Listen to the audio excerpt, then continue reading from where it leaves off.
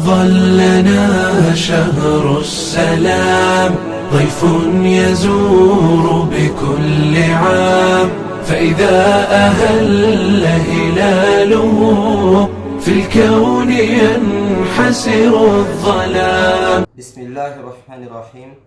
الحمد لله ولي الصالحين ولا عدوان إلا على الظالمين. أشهد أن لا إله إلا الله وحده لا شريك له وأشهد أن محمدا عبده ورسوله صلى الله عليه وعلى آله وصحبه ومن والاه. أما بعد, Assalamu alaikum wa rahmatullahi wa barakatuh. Chers auditeurs et auditrices de la 101.4, vous êtes très nombreux à nous écouter sur la 101.4 à Conakry, mais aussi à l'intérieur du pays, à Kindia, à Pita, à Koyi. Merci de rester fidèles au programme de la radio Bonheur FM. Vous êtes dans votre émission spéciale Ramadan. Spécial Ramadan, je reçois pour vous aujourd'hui Cheikh Wouri, appelé de son vrai nom Mohamedou Wouri Diallo. Donc Cheikh Wouri a un thème très important à débattre aujourd'hui sur ce plateau de la radio Bonheur FM. C'est bien sûr les comportements du musulman après le mois de Ramadan. Donc quels sont les comportements que le musulman doit adopter après le mois de Ramadan. Donc pour cela, nous allons nous tourner directement vers lui pour le dire. Assalamu alaikum wa rahmatullahi wa barakatuh. Wa alaikum assalam wa rahmatullahi wa barakatuh. Nam Cheikh, dites-nous quels sont les comportements du musulman après le mois de Ramadan. Bismillah ar-Rahman ar-Rahim. Alhamdulillah rabbil alamin. Wa sallallahu wa sallam wa baraka ala nabiyyina Muhammad wa ala alihi wa sahbihi wa sallam. Amma ba'du. Assalamu alaikum wa rahmatullahi wa barakatuh. Louange à Allah, Seigneur de l'univers. Louange à Allah, le protecteur qui nous a guidés dans son droit chemin, le chemin de ceux qu'il a guidés vers satisfaction, le chemin aussi qui a été enseigné par ces différents prophètes qu'il a envoyés à des différentes époques. J'atteste qu'il n'y a point de divinité véritable excepté Allah. C'est lui le seul qui est adoré en vérité. Il n'a pas un associé, il n'a pas aussi un égalé. Il est seul dans ses actions, seul dans sa législation et seul aussi dans ses noms, ses attributs. Et après, j'atteste que Muhammad sallallahu alayhi wa sallam est son serviteur et messager, celui le sceau et l'imam des prophètes, qu'Allah subhanahu wa ta'ala verse sa grâce, sa miséricorde, ainsi que son salut et sa paix sur lui et sur sa famille et ses compagnons, et sur l'ensemble des gens qui se sont soumis à sa législation, conformément à sa satisfaction, jusqu'au jour de la résurrection. Donc, ceci dit, nous disons à ceux qui nous suivent et à ceux qui nous écoutent, Assalamu alaikum wa rahmatullahi wa barakatuh. Donc, vous savez, la crainte d'Allah subhanahu wa ta'ala est le fondement de la réussite des musulmans. C'est pourquoi cette crainte a été la prescription d'Allah subhanahu wa ta'ala et aussi son testament sur ceux qui nous ont précédés ainsi qu'à notre communauté. Allah subhanahu wa ta'ala dit وَلَقَدْ وَصَّيْنَا الَّذِينَ أُوتُوا الْكِتَابَ مِنْ قَبْلِكُمْ وَإِيَّاكُمْ أَنِ اتَّقُوا اللَّهَ. Nous avons ordonné, nous avons prescrit sur ceux qui vous ont précédés ainsi qu'à votre communauté la crainte d'Allah subhanahu wa ta'ala. C'est le testament d'Allah subhanahu wa ta'ala à sa créature. Et dans la sunna du prophète alayhi salatu wassalam, dans Sahih Muslim, nous avons aussi un hadith rapporté par l'Irbad ibn Sa'id radiyallahu anhu, lorsque le prophète alayhi salatu wassalam les a fait un sermon, dès après la prière de l'aube jusqu'à la prière de 16 heures. Donc il y a eu parmi les compagnons des gens qui ont douté. C'est pourquoi ils ont posé la question au prophète. On dirait ce compagnon, on dirait ce sermon est le sermon de celui qui présente ses adieux à ses compagnons. Quel est ton testament? Le prophète alayhi salatu wassalam leur a dit Usikum bi taqwallahi wa sam'i wa ta'a. Donc la crainte d'Allah subhanahu wa ta'ala a été le conseil d'Allah Azza wa Jal ainsi que celui de son prophète alayhi salatu wassalam. Nul ne doute que le Créateur est Allah subhanahu wa ta'ala. Et pour nous édifier l'objectif de la création, pourquoi il nous a créés, Allah Azza wa Jal nous a parlé de cela dans le Coran de façon explicite, et cela aussi est venu dans la sunna du prophète alayhi salatu wa salam. Dans la sourate Al-Dhariyat, Allah Azza wa Jal dit وَمَا خَلَقْتُ الْجِنَّ وَالْإِنسَ إِلَّا لِيَعْبُدُونَ. Je n'ai créé les djinns et les hommes que pour m'adorer. Et nos grands savants musulmans ont interprété adorer Allah subhanahu wa ta'ala dans ce verset, c'est l'adorer tout en lui rendant unique dans les actes d'adoration, sans qu'il ne soit associé à qui que ce soit ou bien à quoi que ce soit. Il est seul, d'où la sincérité. Et le mois de Ramadan est venu. Jeûner le mois de Ramadan est l'un des piliers de l'islam. C'est une prescription qu'Allah subhanahu wa ta'ala a prescrit à l'ensemble des communautés. Et dans le Coran, il dit Ya ayyuhalladhina amanu kutiba alaykum as-siyam kama kutiba ala alladhina min qablikum la'allakum tattaqun. Ô vous qui avez cru, le jeûne est prescrit sur vous, ainsi qu'aux communautés qui vous ont précédé. Peut-être que vous allez craindre Allah subhanahu wa ta'ala. Et avant l'avènement du mois de Ramadan, il y avait des préoccupations qui sont beaucoup liées aux denrées alimentaires. Comment se préparer pour le mois de Ramadan, qu'est-ce qu'il faut faire, comment se planifier, qu'est-ce qu'il faut acheter, qu'est-ce qu'il faut épargner. C'était les questions fondamentales du musulman. Le mois de Ramadan est venu, nous l'avons observé, nous l'avons jeûné, et aussi nous avons accompli les prières surrogatoires, les prières nocturnes. Maintenant, nous tendons vers sa fin. Mais vous savez, l'ensemble des aspects de la vie du musulman est régi par le Coran et par la sunna du prophète alayhi salatu wassalam. Il n'y a pas un aspect de la vie qui est omis, ou bien qui a été oublié, ou bien qui n'a pas une règle religieuse. Parce que la législation est une émanation divine. Ça vient d'Allah subhanahu wa ta'ala qui nous a créés et qui a créé là où nous sommes en train de vivre. Donc il est mieux placé pour nous donner une législation qui colle à l'ensemble des réalités.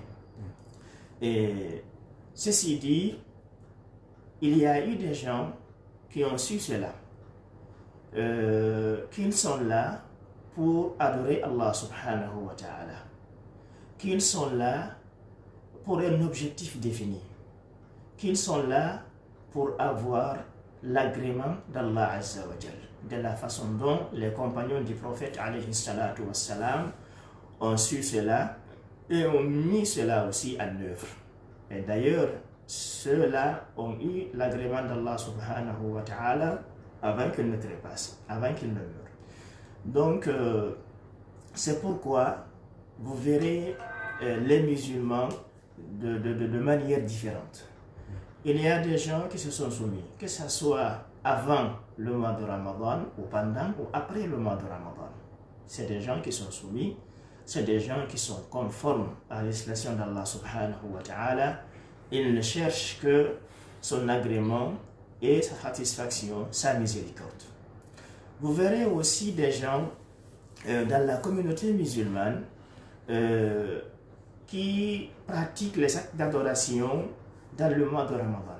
Mais avant le Ramadan ou après le mois de Ramadan, vous n'avez pas la possibilité de les distinguer des autres, tellement qu'ils ne sont pas du tout soumis à Allah subhanahu wa ta'ala.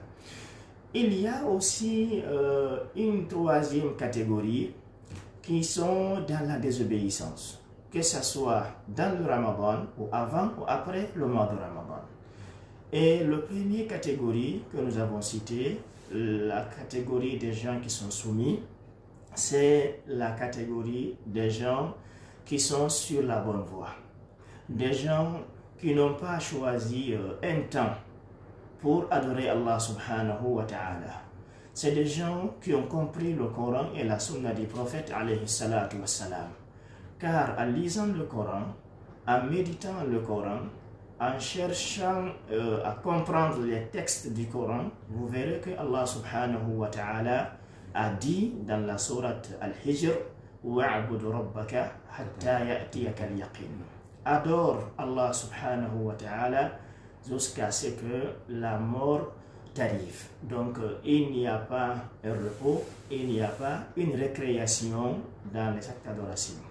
Mais seulement il y a des adorations de différentes manières. Parfois c'est de prier, parfois c'est de lire le Coran, parfois c'est de faire les adhkar, les invocations, dire astaghfirullah, la ilaha illallah, subhanallah, et ainsi de suite.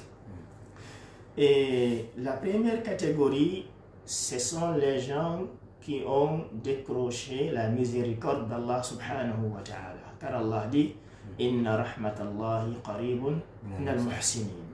La miséricorde d'Allah subhanahu wa ta'ala est proche des bienfaiteurs. Donc c'est des gens qui ont bien fait, qui se sont soumis, que ce soit avant ou pendant ou après le mois de Ramadan. C'est des gens qui ont su que Allah n'est pas seulement adoré dans le mois de Ramadan. Ça c'est la première catégorie. La deuxième catégorie, c'est des gens qui se sont éloignés au péché majeur. Les péchés majeurs, ils se mettent en garde. Mais les péchés mineurs, ils se lancent. Donc, même si il y a une interdiction de mépriser les péchés mineurs, parce que le prophète alayhi salatu wassalam dit Iyyakum am haqiratil dhunub. Mettez-vous en garde contre les péchés mineurs. Car au fur et à mesure que le musulman pratique les péchés mineurs, un jour il s'adonnera aussi aux péchés majeurs, car les péchés s'appellent. Quand le musulman fait ce péché mineur, le lendemain par exemple, aujourd'hui il est fumeur, demain vous le verrez en train encore de boire. Après demain ou après une semaine ou un mois ou une année, vous le verrez représenté par un chef de gang. Donc c'est comme ça les péchés. Il ne faut pas se lancer dans la désobéissance et dans la pratique aussi des péchés. Mais ces gens-là aussi, quand le mois de Ramadan vient, ils s'adonnent aux bonnes actions. Malgré qu'avant le mois de Ramadan, il était dans les péchés mineurs, mais pendant le mois de Ramadan, il s'adonne, il s'exerce, il pratique de différentes sortes d'adoration pour satisfaire Allah subhanahu wa ta'ala. Mais dès après le mois de Ramadan, il revient aussi dans les vieilles habitudes, dans les anciennes pratiques. Et la dernière catégorie, c'est des gens qui n'adorent pas Allah subhanahu wa ta'ala, que ce soit avant ou pendant ou après le mois de Ramadan. Ils sont toujours dans la désobéissance, ils sont toujours entre les péchés, qu'ils soient mineurs ou majeurs. Ils n'ont pas un temps de repos. Même pendant le mois de Ramadan, vous le verrez en train de manger. Pendant le mois de Ramadan, vous le verrez en train de mentir, en train de voler, en train de commettre des injustices, en train d'attaquer les paisibles citoyens. C'est des gens qui ont choisi de déclencher la colère d'Allah subhanahu wa ta'ala, et cela ne reflète pas l'image d'un musulman. Un musulman qui a appris son islam, qui a appris sa religion, qui a appris aussi à connaître Allah subhanahu wa ta'ala, à connaître aussi son prophète alayhi salatu wassalam, et à connaître sa religion par des preuves explicites, authentiques. Donc, en quelque sorte, voilà les différentes sortes de catégories des musulmans, que ce soit avant ou pendant ou après le mois de Ramadan. Et il faut aussi rappeler que Allah Azza wa Jal nous aime. Il ne nous a pas créés pour nous faire souffrir. C'est pourquoi il a envoyé des livres, il a aussi envoyé des messagers. Allah dit وَلَقَدْ بَعَثْنَا فِي كُلِّ أُمَّةٍ رَسُولًا أَنْ يَعْبُدُوا اللَّهَ وَيَجْتَنِبُوا الطَّاغُوتَ. Nous avons envoyé à chaque communauté un messager ou un prophète pour que ce dernier leur dit adorez Allah subhanahu wa ta'ala et éloignez-vous des taghut. Et les taghut ont été définis par Ibn Qayyim rahimahullah ta'ala qui dit الطاغوت ما تجاوز به العبد حده من متبوع أو معبود أو مطاع. Le taghut, c'est toute chose qui pousse la personne à désobéir à Allah subhanahu wa ta'ala. Ouais. Que ce soit une personne qui est obéie et une personne qui est suivie, quel que soit son rang social, quelle que soit sa position sociale, en ce moment, cette personne ou bien cette chose devient tarout automatiquement. Et la vie du musulman est composée de ces actes d'adoration.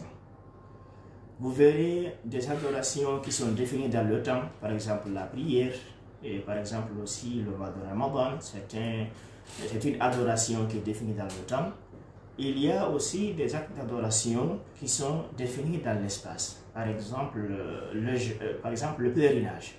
Le pèlerinage est défini dans le temps et défini aussi dans l'espace. C'est comme ça aussi le petit pèlerinage, la Umrah aussi est définie dans le temps, dans l'espace, mais qui n'est pas défini dans le temps.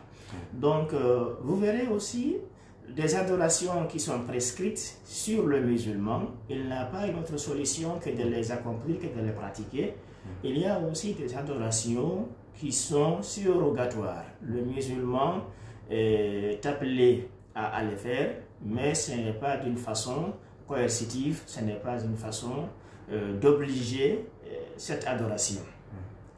Et ceci dit, nous dirons que la vie du musulman, c'est les actes d'adoration. Il n'y a pas un repos. Même ceux qui sont souffrants, ceux qui sont malades, tant qu'ils jouissent de leur capacité morale, tant qu'ils ne sont pas fous, ils sont appelés à adorer Allah subhanahu wa ta'ala. Donc Allah Azza wa Jal n'est pas seulement adoré dans le mois de Ramadan.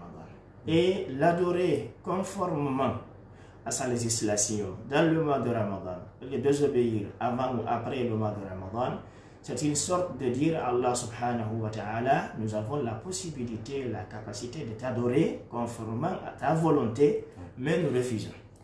Donc c'est une sorte de dire à Allah subhanahu wa ta'ala. Et ces gens-là sont comme une personne qui a été recrutée dans une entreprise et qui a un bureau, qui a des tâches aussi qui sont très bien définies, mais qui ne vient qu'une fois par semaine, ou bien 4 fois par mois, ou bien une fois dans l'année. Est-ce qu'il sera maintenu à ce poste? Non. Donc voilà en quelque sorte, en grosso modo, la préoccupation ou les préoccupations du musulman avant le Ramadan, et aussi le comportement ou les comportements des musulmans dans le mois de Ramadan. Nous les avons cités. Et nous avons dit aussi que le musulman, c'est celui qui adore Allah subhanahu wa ta'ala jusqu'à la mort. Ok, bien avant de passer au point suivant, je rappelle que vous nous suivez sur le site de la radio Bonheur FM, le www.bonheurfmguinée.com, et je rappelle aussi qu'à la technique nous conduit M. Mamadou Salou Diallo. Donc chef, le point suivant bien sûr. Et maintenant, parlons du comportement du musulman après le mois de Ramadan. Quel doit être le comportement du musulman après ce mois béni, après ce mois rempli d'actes d'adoration? Nous avons pratiqué de différentes sortes d'adoration, dont la prière, la lecture du Coran, l'assistance sociale, les invocations. Donc chacun a pu faire assez d'actes d'adoration dans le mois de Ramadan. Donc on a vécu, nous sommes en train de vivre conformément à la volonté d'Allah subhanahu wa ta'ala. Mais après le mois de Ramadan, bien avant d'abord la fin du mois de Ramadan, vous verrez des gens qui se préparent pour la fête dans le mois de Ramadan. En les voyant, on sent que c'est des gens qui ont l'intention de désobéir à Allah subhanahu wa ta'ala. Et d'ailleurs, ces gens-là qui sont en train de se préparer pour la fête sont en train de désobéir à Allah subhanahu wa ta'ala dans le mois de Ramadan. C'est ce qui prouve à suffisance qu'après le mois de Ramadan, ils reviendront vers les anciennes pratiques, vers la désobéissance. Donc, et cela ne reflète pas la situation du musulman, les caractères du musulman, le bon comportement du musulman vers Allah subhanahu wa ta'ala n'est pas ces comportements-là. Donc, et pour comprendre, est-ce que les actions que nous avons accomplies, que nous avons pu mettre ou pratiquer dans le mois de Ramadan sont exaucées et acceptées par Allah subhanahu wa ta'ala, c'est bien sûr la continuité, la persistance. Il faut continuer à adorer Allah subhanahu wa ta'ala. Le prophète alayhi salatu wa salam a conseillé un de ses compagnons, il dit ittaqillaha haythuma kunt wa atbi as-sayyi'ata al-hasanata tamhuha wa khaliqin nas bi khuluqin hasan. Il dit crains Allah subhanahu wa ta'ala partout où tu te retrouves. Partout. Donc il n'y a pas un lieu qui est excepté. Partout là où tu te trouves, que ce soit devant les gens, que ce soit de façon isolée, en marchant, donc en se reposant, il faut craindre Allah subhanahu wa ta'ala. Ça c'est un. Deuxièmement, il dit wa atbi'i sayyi'ata al-hasana, et fait suivre la mauvaise action d'une bonne action, car la bonne efface et indique la mauvaise. Wa khaliqin nas bi khuluqin hasan, et essaie d'entretenir de bonnes relations avec les gens. Voilà le conseil. Maintenant, si le musulman ne parvient pas à être constant, à continuer à adorer Allah subhanahu wa ta'ala, c'est ce qui prouve que ces actes d'adoration qu'il a pratiqués pendant le mois de Ramadan n'a pas été accepté. Il n'y avait pas la sincérité dans ce qu'il faisait. Parce que le musulman, tout ce qu'il fait, il y a toujours la sincérité à l'ikhlas. C'est pourquoi quand la sincérité accompagne l'acte d'adoration, le musulman entreprendra toutes les voies et tous les moyens pour ne pas perdre ce qu'il a pratiqué pendant le mois de Ramadan. Donc c'est des actions, c'est des adorations qu'il faut sécuriser, qu'il ne faut pas laisser s'envoler et partir. Et vous savez, la façon de perdre ces bonnes actions est de différentes manières. Parfois, le musulman peut perdre ses bonnes actions parce qu'il a commis un acte de polythéisme. En commettant cet acte de polythéisme et mourir aussi sur le polythéisme sans se repentir, cela détruit l'ensemble des bonnes actions que le musulman a pu placer dans sa vie. Ça, c'est la première sorte. La seconde sorte, c'est que le musulman perd ses bonnes actions, pas parce qu'ils sont annulés, parce qu'elles sont jugées nulles et non effets, mais c'est parce qu'il les a orientées vers d'autres personnes. Il y a un musulman qui prie, qui jeûne, qui fait des assistances sociales, mais qui ne se met pas en garde contre les interdictions. Il insulte, il frappe, il commet des injustices aux gens. Donc ces gens-là viendront chez Allah subhanahu wa ta'ala tout en lui demandant d'être établis dans leurs droits.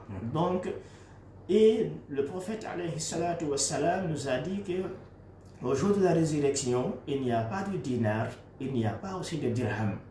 La façon de rétablir les gens dans leurs droits, c'est en fonction des bonnes actions et aussi en fonction des mauvaises actions.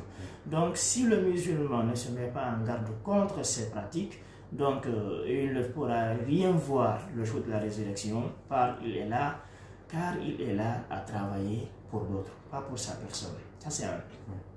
Deuxièmement, il faut invoquer Allah subhanahu wa ta'ala, lui demander la consistance et la durabilité dans les bonnes actions et la continuité. Nous avons le hadith de Salama radiyallahu anha. Le prophète alayhi salatu wa salam un jour avait dit Ya muqallib al-qulub thabbit qalbi ala ta'atik ou ala dinik. Il dit oh celui qui alterne les cœurs, donne-moi la possibilité de continuer de t'adorer conformément à ta religion. Lorsque Salama a entendu cela, il a posé la question au prophète alayhi salatu wa salam. Est-ce que cela est possible? Elle ne connaissait pas que les cœurs ou les poitrines des gens sont entre les deux doigts d'Allah subhanahu wa ta'ala. Donc il faut faire des invocations, demander à Allah subhanahu wa ta'ala la continuité et la durabilité dans la pratique des bonnes actions. Il y a aussi des moyens ou des voies qui assistent le musulman à ce qu'il adore Allah subhanahu wa ta'ala après le mois de Ramadan, la foi en Allah, al-iman billah. Allah dit يثبت الله الذين آمنوا بالقول الثابت في الحياة الدنيا وفي الآخرة. Allah maintient sur la bonne voie ceux qui ont cru en lui.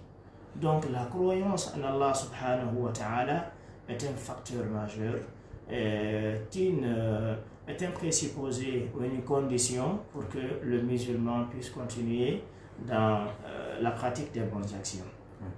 Et nous avons aussi la lecture du Coran. Malheureusement, il y a aujourd'hui des musulmans qui n'ont même pas de Coran, à plus forte raison de lire le Coran.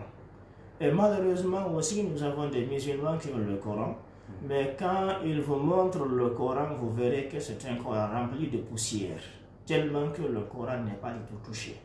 Donc le musulman ne peut pas être musulman sans la lecture du Coran, sans l'interprétation du Coran, sans le fait de mettre en pratique le Coran. Donc le Coran, c'est la première référence du musulman. Le Coran est un guide qui nous guide vers le salut, vers les paradis d'Allah subhanahu wa ta'ala. En s'éloignant du Coran, on s'éloigne du bonheur, on s'éloigne du salut, on s'éloigne de la satisfaction d'Allah subhanahu wa ta'ala. Et aussi lire la sunna du prophète alayhi salatu wassalam. Allah nous montre l'importance de la sunna dans le Coran. Il dit wa anzalna ilayka dhikra litubayyina linnasi ma nuzila ilayhim. Les savants ont divergé sur le mot al-dhikr dans ce verset. Est-ce que c'est le Coran ou bien c'est la sunna? Mais il y a eu certains qui ont affirmé que al-dhikr dans ce verset c'est la sunna. Nous t'avons révélé la sunna pour que tu expliques aux gens ce qui a été révélé sur eux, le Coran. Donc le prophète alayhi salatu wassalam a expliqué le Coran par ses expressions, par ses actions, par sa manière de relationner. Voilà les différentes sortes par lesquelles le prophète alayhi salatu wassalam nous a fait comprendre le Coran. Donc on ne peut pas comprendre le Coran sans comprendre la sunna. Pour comprendre le Coran, il faut beaucoup s'adonner à la sunna du prophète alayhi salatu wassalam. Et il y a assez d'adorations qui sont définies par la sunna du prophète alayhi salatu wassalam. Parce que nous cherchons à ce que nos bonnes actions soient agréées, acceptées et récompensées par Allah subhanahu wa ta'ala. Maintenant, pour savoir la voie qui nous mène vers ces objectifs, il faut s'adonner beaucoup à la sunna du prophète alayhi salatu wassalam. Quelqu'un qui dit que la sunna n'a aucune importance, n'a pas de mérite, n'a pas de privilège, ne peut pas prier parce que dans le Coran, il n'y a que le verset qui prescrit la prière, le verset qui prescrit le jeûne, le verset qui prescrit le pèlerinage. Mais quand est-ce prier? Les nombres des unités de la prière, la lecture, est-ce qu'elle est silencieuse ou pas? Tous ces aspects ou ces questions ont été traités par la sunna du prophète alayhi salatu wassalam. Et aussi dans les situations de force majeure, dans des situations exceptionnelles, il faut que le musulman demande les grands savants musulmans. Il ne faut pas se prêter aux petits savants et surtout aux jeunes. Un jeune ne peut pas être un savant indépendant, mais on peut apprendre aux jeunes sans se limiter seulement aux jeunes. C'est le conseil qui a été fourni par notre cheikh Salih al-Usaymi hafidhahullah ta'ala lorsqu'il a été interrogé sur la question. Et la patience, dernièrement, la patience. Le musulman doit être patient parce que c'est avec la patience qu'on adore Allah subhanahu wa ta'ala. N'adore pas Allah, c'est lui qui n'est pas du tout patient. Il faut être endurant pour adorer Allah subhanahu wa ta'ala. Parce que l'âme du musulman a toujours aimé les mauvaises pratiques. Maintenant, le fait de désorienter l'âme du musulman vers ces mauvaises pratiques et aux bonnes pratiques, ça demande une patience et une persévérance. Donc il faut être patient pour adorer Allah subhanahu wa ta'ala, accepter aussi ses décisions ou bien le destin ou la prédestination qu'il a jugé sur la personne, c'est de la patience aussi. Et la dernière sorte, c'est être patient tout en s'éloignant des interdictions et de toute obéissance au péché. Voilà en quelque sorte la situation ou la position du musulman après le mois de Ramadan. Donc le musulman, ce n'est pas seulement le mois de Ramadan, il est musulman avant le Ramadan, musulman pendant le Ramadan et musulman aussi après le mois de Ramadan. Donc il n'y a pas une différence entre un musulman avant ou pendant après le mois de Ramadan. Le musulman est musulman. Si vous parvenez à distinguer musulman avant ou pendant après le Ramadan, soyez sûr que ce musulman a une maladie. Donc une maladie qu'il doit user toutes les voies et moyens pour la soigner. Shukran barakallahu fikum. Vous l'avez compris, nous étions avec Cheikh Mohamed Wouri Diallo, communément appelé Cheikh Wouri. Il nous parlait des comportements du musulman après le mois de Ramadan. Et dans son exposé, il a parlé de la crainte d'Allah subhanahu wa ta'ala, qui est l'objectif même de ce mois de Ramadan. Il nous a parlé des comportements du musulman avant, pendant et après le mois de Ramadan. Et il a insisté sur quelques points, notamment la continuité dans l'adoration d'Allah subhanahu wa ta'ala, la continuité, la persistance, la consistance. Donc le musulman ne doit pas être seulement musulman pour le mois de Ramadan. À présent, nous allons lui poser cette question. Cheikh, parlez-nous des 6 jours que l'on doit jeûner après le mois de Ramadan. Dans la sunna du prophète alayhi salatu wassalam, le prophète nous a parlé de ces 6 jours après le mois de Ramadan. Il dit Man sama Ramadana thumma atba'ahu sittan min Shawwal.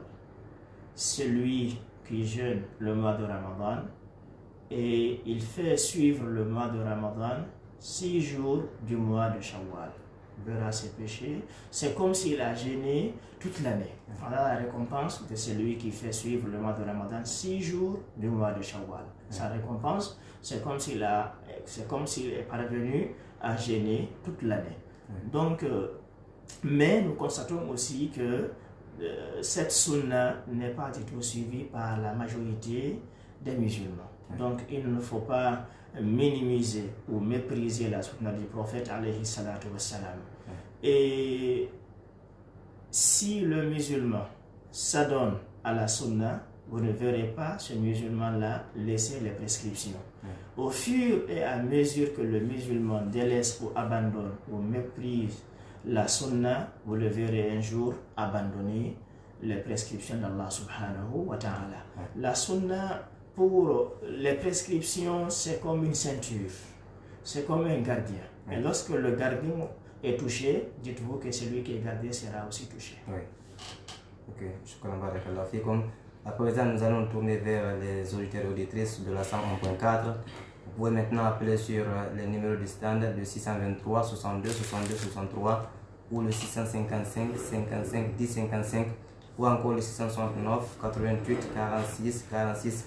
Si vous avez des questions à poser au chef concernant le thème du jour, vous pouvez appeler sur les numéros du stand de 655 55 10 55 ou encore le 669 88 46 46 ou encore le 623 62 62 63. Chef, revenez un peu sur... nous prenons cet auditeur d'abord. Alors, salam alaikum. Alors, salam alaikum. Il est parti, revenez sur le 655 55 10 55 ou encore le 669 88 46 46 ou le 623 62 62 63. Salam alaikum.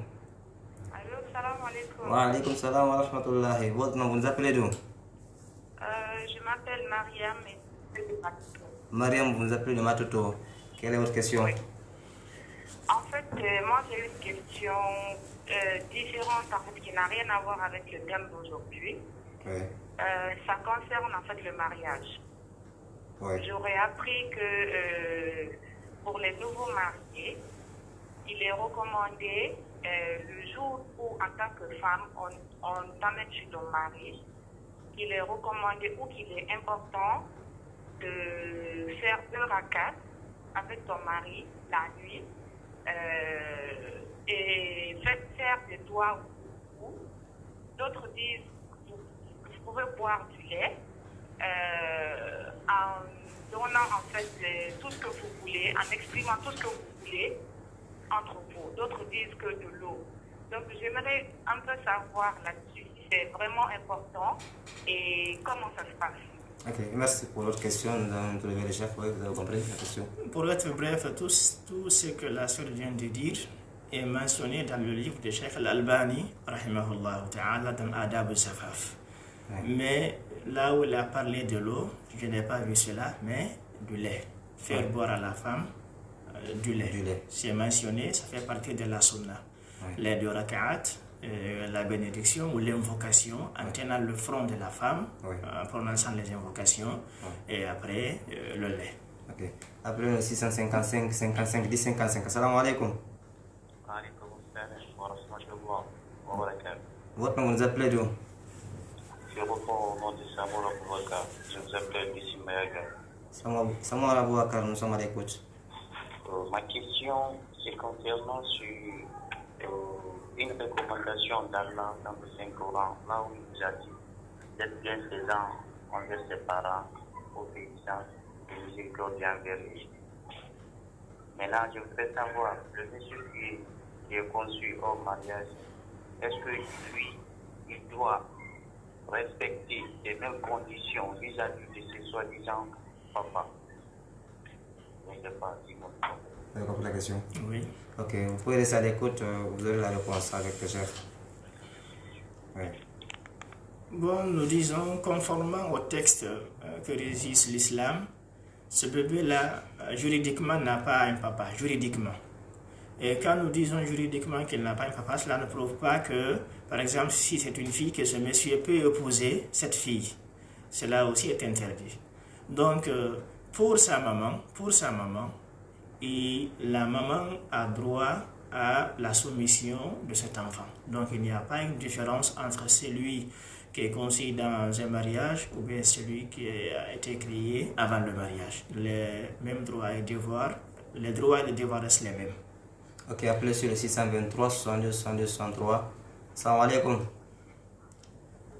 Appelez au 655 55 10 55 ou encore le 669 88 46 46. Assalamu alaikum. Assalamu alaikum. Appelez au 623 62 62 63 ou le 655 55 10 55 ou encore le 669 88 46 46. Appelez le 655 55 10 55 ou le 669 88 46 46 ou le 623 62 62 63. Chef, parlez-nous un peu de cet aumône que l'on doit enlever avant d'y aller à la prière.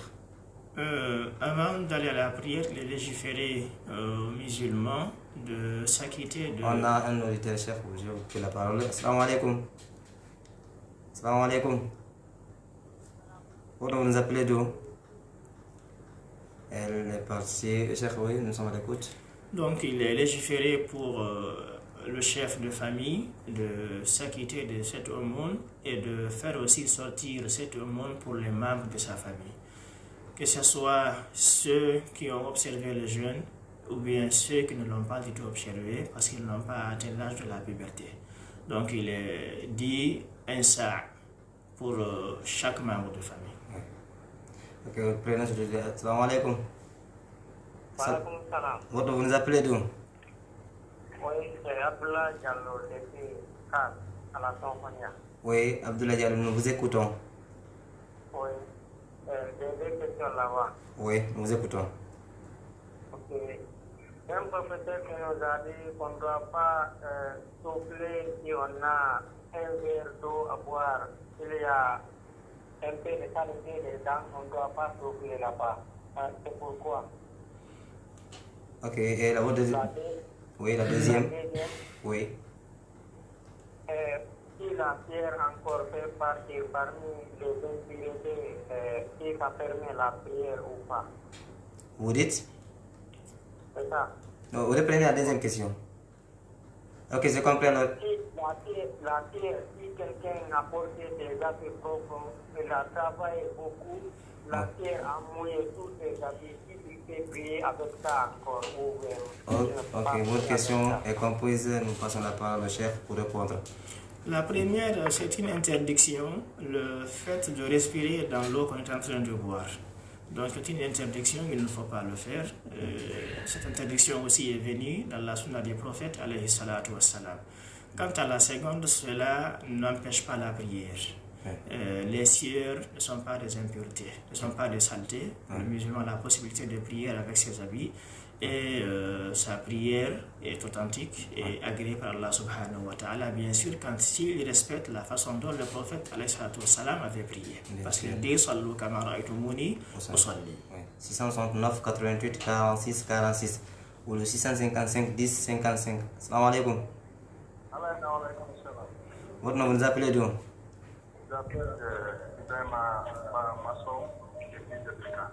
Oui, Ibrahim, nous vous écoutons. Je vais vous demander pour le problème de carême là. Oui, nous vous écoutons. Si vous avez fini de carême, ou que ce que tu as donné pour donner le musulman là. Oui, nous vous écoutons. Comme les actes. Oui. Comment on commence ça? Ok, restez à l'écoute, vous aurez les réponses avec chef. Merci. Et pas les zakat de fête là. Vous me parlez le français là, ça va être difficile pour moi. Vous pouvez bien expliquer. Oui. Voilà. Restez à l'écoute. C'est ce que nous avons dit, il est recommandé pour chaque personne de donner un sa'. Un sa', c'est cette mesure que nous avons aujourd'hui au marché. Oui. Et il y a certains qui l'ont estimé 2,5 kg. Oui. Donc il y a d'autres aussi qui n'ont pas du tout voulu s'apprêter à une mesure donnée. Oui. Donc il faut juste chercher le sa' prophétique, savoir, parce que ça existe jusqu'à présent, il faut dire à ceux qui partent au pèlerinage de vous envoyer un sa', et sur ce sa' vous pouvez mesurer. Donc c'est un sa' pour chaque membre de la famille. Okay. En commençant par le chef de la famille jusqu'au dernier né. Ok. Appelez sur le 655 55 10 55. Assalamu alaikum. Wa alaykum salam wa rahmatullah. Votre nom, vous nous appelez d'où? C'est Alassane Kamara depuis Chouponiakas. Nous vous écoutons. Ce que je veux savoir, est-ce qu'on peut manger après faire la soumission avant de prier? Vous dites? Reprenez la question. Allô? Oui, reprenez la question s'il vous plaît. Je dis, Oui. après de faire la soumission, est-ce qu'on peut manger avant de prier? Après avoir fait La soumission. la finition. Vous parlez de quelle finition? Hein? Vous parlez de quelle finition?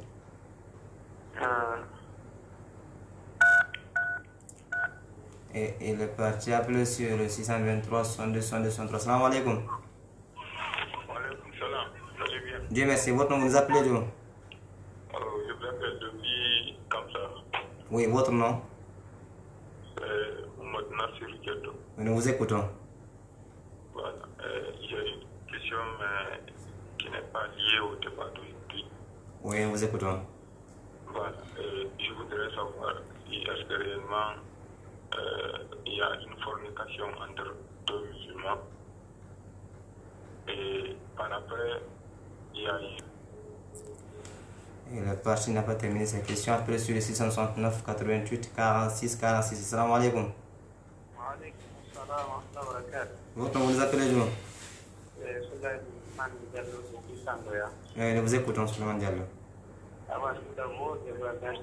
Je demande à Allah qui vous récompense de cette espèce de l'événement.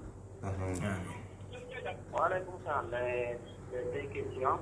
Oui, nous vous écoutons. Soyez un peu plus rapide. La première question, c'est ce qui concerne la catholique. Oui. Est-ce que quelqu'un qui n'a pas le moyen peut prendre une dette quoi, crédit pour faire sortir le zakat. Deuxièmement, si on donne encore pour les malades mentaux, quoi. Ok. C'est des questions. C'est compris. Cheikh va vous répondre un peu plus rapidement. La première question, c'est sur la zakat. Oui, si on peut prendre une dette pour donner la zakat, je très. Si le musulman a la certitude ou bien la conviction qu'il pourra rembourser la dette, oui. Mais ceux qui n'ont pas la possibilité de donner, c'est à eux que zakat al-fitr est destiné. Oui. Et la deuxième est pour les malades. Pour les malades mentaux, je n'ai pas eu une réponse sur cette question, donc nous l'élèvons à nos grands cheikhs.